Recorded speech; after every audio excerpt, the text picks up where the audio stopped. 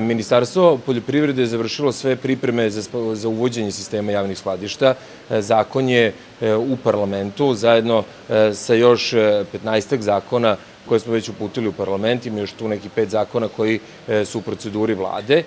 Tako da ja se iskreno nadam da ćemo u kratkom vremenu dobiti vreme da izložimo te zakone, da se oni usvoje i da poljoprivrednici imaju benefit od toga.